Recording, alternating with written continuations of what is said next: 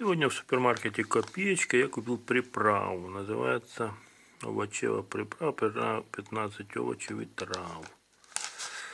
Стоит около 10 гривен. Это где-то около 25 центов. 50 грамм.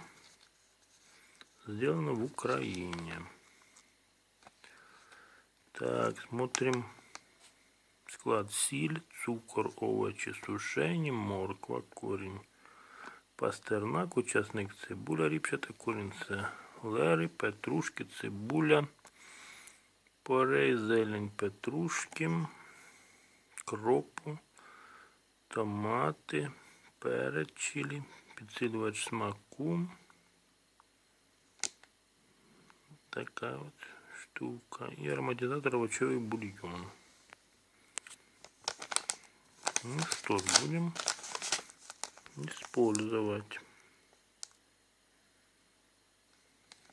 Торговая марка Ирис.